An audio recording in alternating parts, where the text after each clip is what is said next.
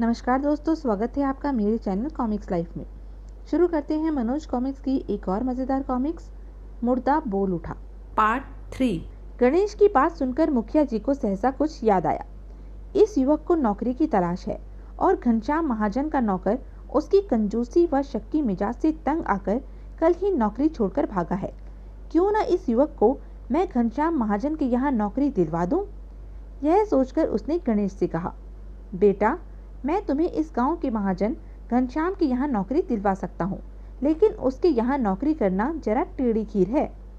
क्यों, ऐसी क्या बात है घनश्याम महाजन में मुखिया जी?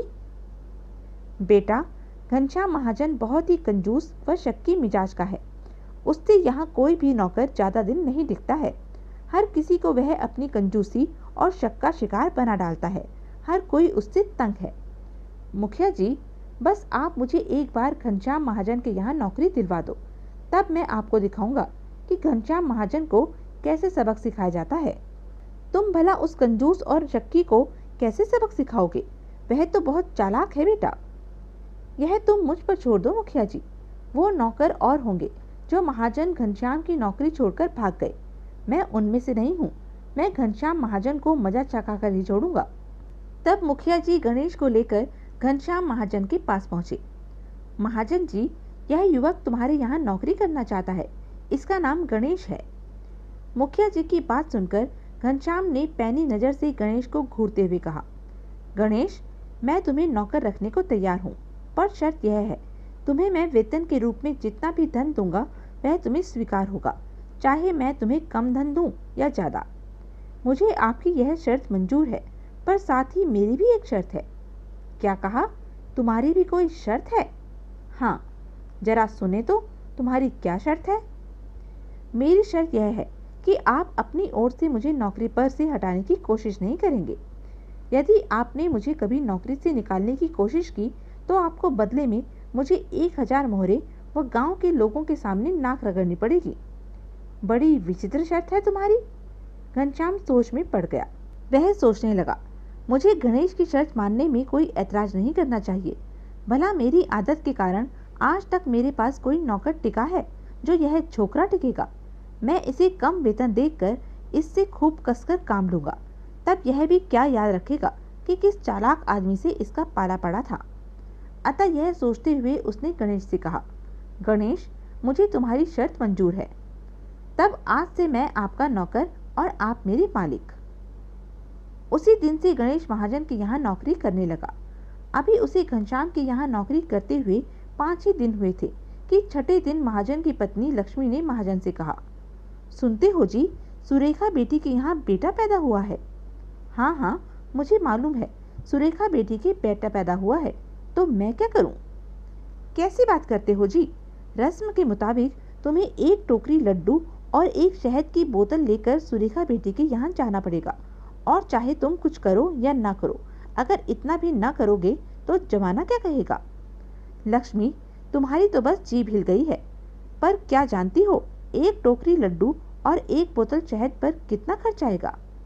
यह सुनकर लक्ष्मी ने उससे कहा, माना कि तुम कंजूस मक्खी चूस हो, पर यह बेटी का मामला है।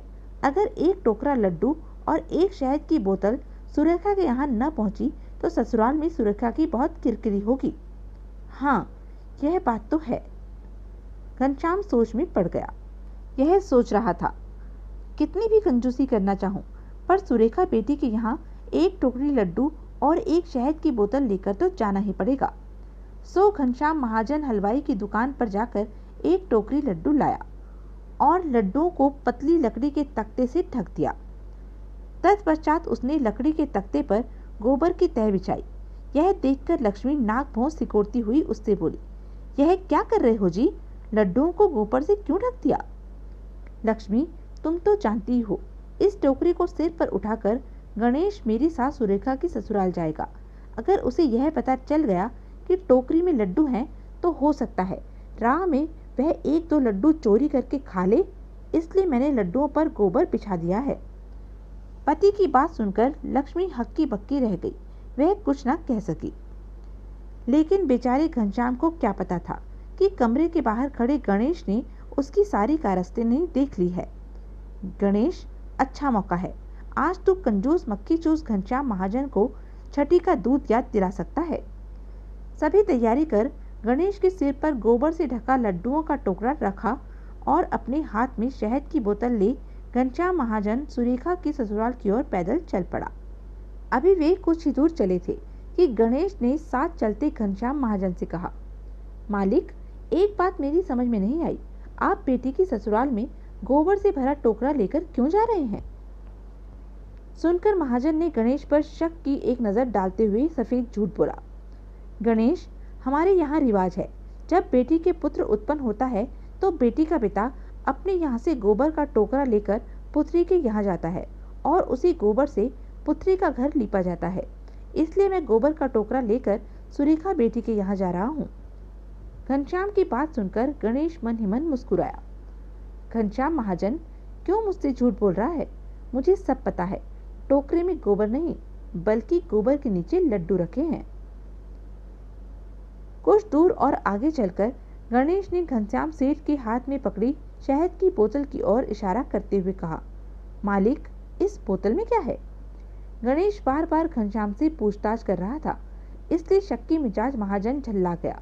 वह झल्लाते हुए बोला, इस बोतल में जहर है गणेश। महाजन की झल्लाहट देखकर गणेश मन ही मन मुस्कुराकर रह गया। कुछ दूर और चलने पर घनश्याम महाजन थक कर एक पत्थर पर बैठ गया। उसे वहां रुकता देख गणेश ने उससे कहा, मालिक, यदि आज्ञा दें तो मैं टोकरे को लेकर आगे चलूं? हाँ हाँ, तुम चलो, मैं कुछ देर आराम करके ही आगे बढ़ूंगा। महाजन की आज्ञा पाकर गणेश आगे बढ़ गया। रास्ते में एक जगह उसने गोबर का ढेर देखा। यहाँ रुककर मैं लड्डुओं पर हाथ साफ कर सकता हूँ। अतः गणेश वहीं रुक गया और जल्दी से टोकरे पर रखे तख्ते पर फैले गोबर को हटाया। फिर लकड़ी के तख्ते को हटाया। वाह, कैसी अच्छी सुगंध आ रही है लड्डुओं में से। फिर गणेश ने झटपट तालाब में हाथ मुंह धोए और लड्डुओं पर हाथ साफ करना शुरू कर दिया। जल्दी ही वह टोकरी के सारे लड्डू साफ कर गया। उसने खाली टोकरी में गोबर भर दिया और हाथ मुंह धोकर घनश्याम महाजन के आने की प्रतीक्षा करने लगा। कुछ देर बाद ही घनश्याम महाजन वहां आ पहुंचा। चलो गणेश, टोकरा उठाकर आगे बढ़ो। रुको मालिक, मैं जरा लघु शंका कराऊं। गणेश लघु शंका करने वहां से दूर चला गया। तब महाजन ने सोचा, जरा देखूं तो सही टोकरी में लड्डू सही सलामत हैं या नहीं। यह सोचकर उसने गोबर हटाने के लिए हाथ तख्ते की ओर बढ़ाया तो बुरी तरह चौंक पड़ा। यह क्या, मेरा तो सारा हाथ कोई गोबर में धंस गया, जबकि मैंने तो केवल ऊपर ऊपर ही गोबर बिछाया था। टोकरी के लड्डू कहाँ गए? महाजन ने हड़बड़ाहट में टोकरी को उल्टा कर दिया। ओह, टोकरी में तो गोबर ही गोबर भरा हुआ है, लड्डू कहाँ गए? लगता है टोकरी के लड्डू गणेश डकार गया है। आने दो उसे, मैं उसकी खाल खींच लूंगा।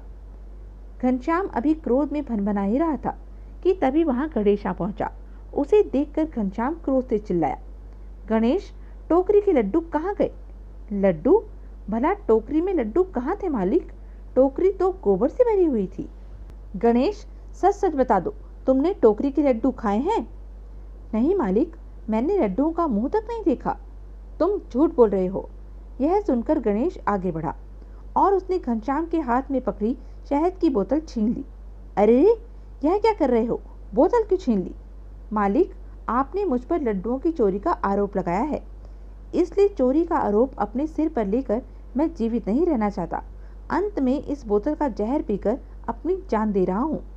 कहकर गणेश ने शहद की बोतल अपने मुंह में लगा ली और बोतल का सारा शहद गट गट पी गया। उस वक्त घनश्याम महाजन की सूरत देखने लायक थी। हाय रे, कमबख्त, पहले तो लड्डुओं पर हाथ साफ कर गया और अब शहद की भरी बोतल भी पी गया। घनश्याम महाजन और गणेश की कहानी सुनकर उदासी में डूबी राजकुमारी वैशाली खिलखिलाकर हंस पड़ी। हा हा हा हा। ओह आश्चर्य, राजकुमारी खिलखिलाकर हंस पड़ी। फिर राजकुमारी इतनी हंसी कि हंसते हंसते उसकी आंखों में आंसू आ गए। अंत में किसी तरह अपनी हंसी रोककर उसने वीरेश्वर से कहा, तुमने कहानियां तो बड़ी मजेदार सुनाई, अब यह तो बताओ, इस घटना के बाद क्या हुआ? घनश्याम महाजन और गणेश का क्या हुआ? इससे आगे की कहानी इस प्रकार है राजकुमारी जी। घनश्याम महाजन खून का घूंट पीकर रह गया, लेकिन इस घटना के बाद चतुर गणेश बार बार उसे मात पर मात देने लगा। घनश्याम महाजन भी समझ गया कि इस बार शेर को सवा शेर मिला है, अतः एक दिन उसने गणेश को नौकरी से निकाल दिया और उसकी शर्त के अनुसार उसे 1000 मोहरें दी और साथ ही सारे गांव के लोगों के सामने जमीन पर नाक रगड़ी। तब कहीं जाकर गणेश से उसका पीछा छूटा। वाह, सचमुच गणेश बहुत चतुर था जो उसने सूखे तिलों में से भी तेल निकाल लिया, कहकर वैशाली फिर हंसने लगी। राजा भैरव सिंह को जब यह समाचार मिला तो वह दौड़ा दौड़ा वहां आया और वीरेश्वर से कहा, वीरेश्वर, तुमने हमारी शर्त के मुताबिक हंसना भूल चुकी राजकुमारी वैशाली को हंसाया है, इसलिए हम तुम्हारे आभारी हैं और राजकुमारी वैशाली से तुम्हारा विवाह करने की घोषणा करते हैं। धन्यवाद महाराज। जल्दी ही खूब धूमधाम से वीरेश्वर और राजकुमारी वैशाली का विवाह संपन्न हुआ। तब वीरेश्वर ने वैशाली से कहा, वैशाली, तुम व्यर्थ ही मृत्यु के भय से हंसना भूल गई थी। माना कि मृत्यु एक शाश्वत सत्य है, लेकिन एक दिन सभी को मरना है। फिर भी इस संसार में जीने के लिए बहुत सारी खुशियां हैं, अतः मौत का भय त्याग कर उन सब खुशियों को अपने आंचल में समेट लेना ही बुद्धिमानी है। यह सुनकर राजकुमारी वैशाली ने शर्माकर नजरें झुका ली थी। तो यह थी मनोज कॉमिक्स की एक मज़ेदार कॉमिक्स। ऐसी ही मज़ेदार कॉमिक्स के लिए बने रहें मेरे साथ और हाँ, मेरे चैनल को लाइक, शेयर और सब्सक्राइब करना ना भूलें। धन्यवाद।